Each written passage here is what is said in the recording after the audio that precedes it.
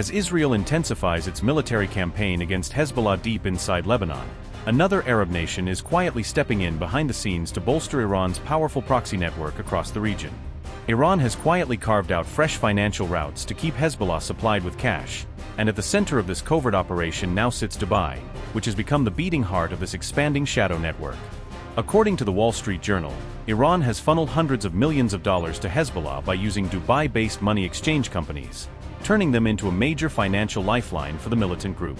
Reports suggest Tehran relies on a sprawling web of Dubai exchange shops, commercial firms, and trusted cash couriers to discreetly move large sums of money into Lebanon. Iran shifted its operations toward Dubai only after its traditional smuggling routes through Syria collapsed last year, forcing Tehran to rebuild its supply lines from scratch. At the same time, the newly formed Lebanese government imposed strict measures on cash couriers at Beirut airport, a crackdown that the Wall Street Journal says disrupted long-running Hezbollah funding channels. With Syria's routes in chaos and Lebanon tightening internal controls, Dubai emerged as the main artery through which Iran could reliably move money to its most important regional militia. Iran and Hezbollah now depend heavily on the ancient hawala system, a trust-based financial mechanism that allows money to cross borders without touching formal banking channels. Officials quoted in the report described Dubai as an increasingly critical global financial hub for Iran, a place where discrete transactions can take place far from international scrutiny. A U.S. official told the Wall Street Journal that Iran has long relied on the emirate to launder money and dodge sanctions, refining techniques that now directly support Hezbollah. UAE authorities, however, insist they are working closely with global partners to detect, disrupt, and dismantle illicit financial flows operating on their soil. Revenue from Iranian oil sales is first funneled into Dubai-based exchange houses and companies tied to Tehran, creating a discrete staging point for further transfers. Those funds are then handed over to trusted brokers who shift the value into Lebanon through the hawala system, evading traditional financial oversight. Money is effectively deposited with a hawala dealer in Dubai, and an equivalent amount is later paid out by a partner dealer in Lebanon, often without any physical cash movement. The entire process requires no formal bank transfers, since dealers settle their balances privately using long-standing trust-based relationships. This centuries-old system leaves almost no documentation or digital footprint, making it extremely difficult for Western regulators to trace or intercept the flow of funds.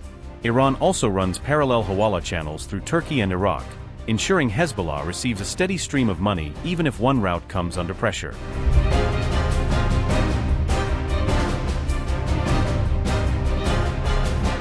It's important to remember that Hezbollah suffered heavy losses during last year's intense two-month conflict with Israel, leaving the group financially strained and militarily weakened.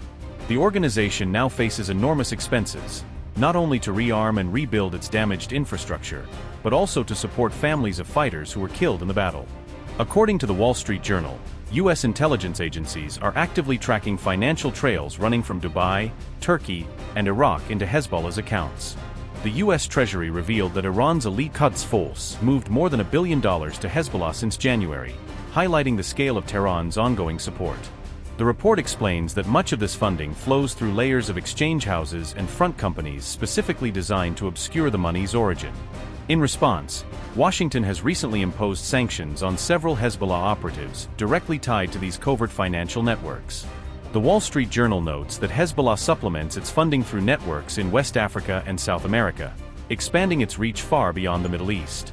Officials say these overseas operations involve drug trafficking, diamond trading, and sophisticated money laundering schemes that act as parallel revenue pipelines.